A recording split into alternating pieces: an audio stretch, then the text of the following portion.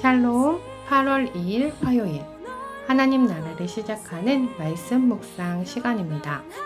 오늘 무신공동체에게 주시는 하나님의 말씀은 레위기 18장 19절에서 30절까지의 말씀인데요.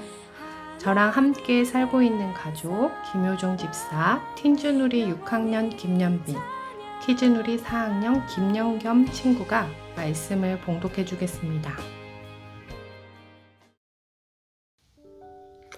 너는 여인이 월경으로 불결한 동안에 그에게 가까이하여 그의 하체를 범하지 말지니라.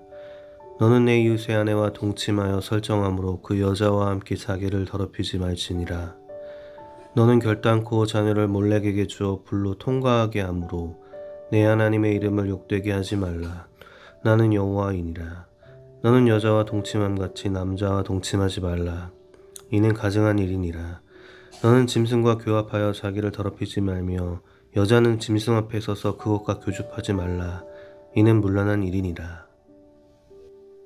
너희는 이 모든 일로 스스로 더럽히지 말라.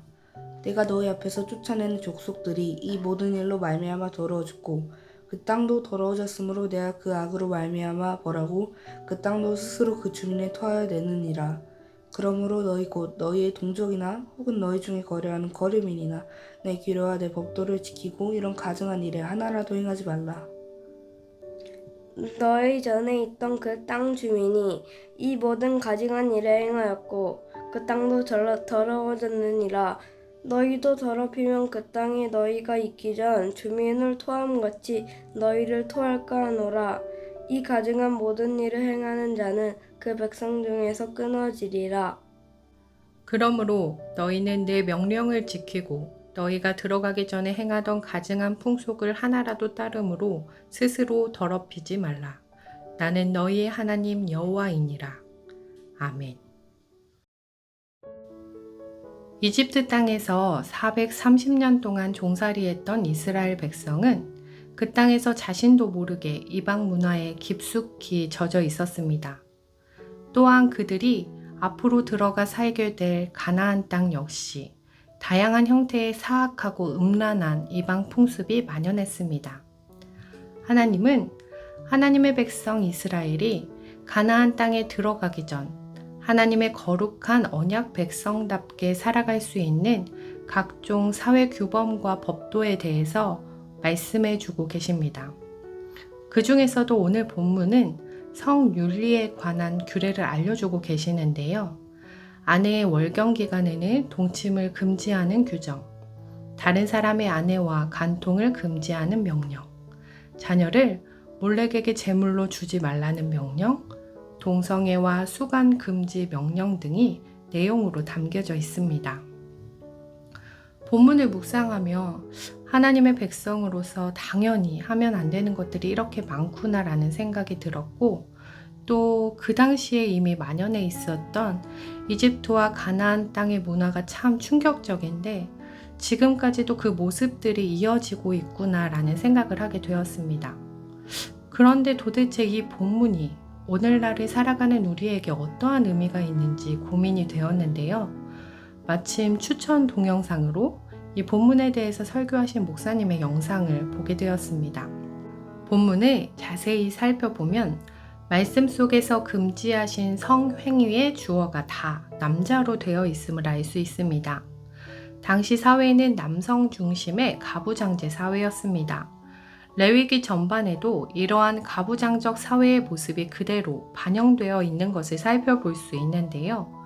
가부장적 사회 내에서 가정을 지키고 보호해야 할 1차적 책임이 남성에게 있었고 그만큼 힘과 권력이 남성에게 집중되어 있었습니다. 하나님은 가정 내에서 사회 내에서 힘 있는 남성들에게 상대적으로 약자인 여성을 보호하시기 위해 이 언약을 주신 것이었습니다. 어제 본문이었던 근친상간에 대한 본문과 월경 중인 아내에 대한 본문은 가정 내에서 약자인 여성에 대한 메시지라고 볼 수 있습니다. 이웃의 아내에 대한 간음 역시 자신의 욕망을 위해 힘없는 이웃의 아내에 대해 폭력을 행사하지 말라는 것입니다.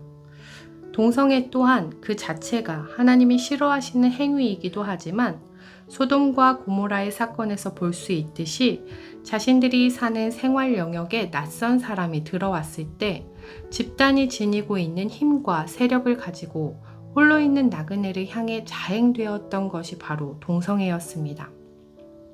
수간이라는 것 또한 동물의 의지와 상관없이 인간에 의해 자행되는 것이었으며 부모의 탐욕을 위해 몰렉에게 바치기 위해 불에 태우는 인신제사 또한 상대적으로 약자인 자녀들을 대상으로 한 하나님의 명령이심을 볼 수 있습니다. 즉, 이방 문화에 따른 음란한 성행위를 금지하신 것이 분명히 맞지만 그 배경에는 남성 중심적 사회에서 상대적으로 약자였던 여성, 힘없는 이웃, 이방인, 동물, 자녀들을 보호하시고자 하시는 하나님의 사랑이 이 말씀을 통해 주고 싶으셨던 메시지라는 것입니다. 자신의 욕망을 위해 성적인 대상으로 약자들을 바라보고 대하는 것이 아니라 그들 또한 하나님이 사랑하시는 대상이며 배려해야 할 대상임을 나와 너, 우리라는 관계 속에서 바라보아야 함을 말씀해 주고 계신 것입니다. 하나님은 하나님의 백성에게 거룩을 요구하십니다. 애굽과 가나안 땅 같은 지금의 사회 속에서 우리가 하나님의 백성으로 살아가길, 하나님을 닮은 하나님이 주신 규례와 법규를 지키며 살아가기를 원하시고 계신 것입니다. 레위기가 쓰여졌던 시대와 우리가 지금 사는 시대는 분명히 다릅니다. 그렇다면 하나님께서 돌보고 배려하라고 하신 우리의 약자들은 누구일까요? 이번 주일 일용할 양식을 주시고 라는 말씀을 통해 우리 이웃을 향한 하나님의 말씀을 들을 수 있었는데요.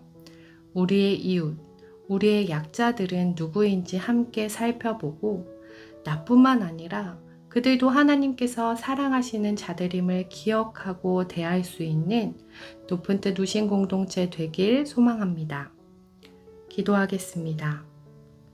하나님, 하나님의 말씀 앞에 우리의 일상을 돌아보기 원합니다. 우리가 가진 힘으로 다른 이들에게 폭력을 행하지는 않았는지, 약자라는 이유로 함부로 대하지는 않았는지, 우리의 모습을 돌아보고 약자를 사랑하신 하나님의 모습을 닮아 우리의 일상에서 하나님의 백성으로, 거룩한 백성으로 살아가는 높은 뜻 우신교회 공동체 되게 하옵소서. 감사드리며 예수님 이름으로 기도드립니다. 아멘. 오늘 하루 하나님의 백성으로 살아가기 원하며 기도의 자리로 나아가겠습니다.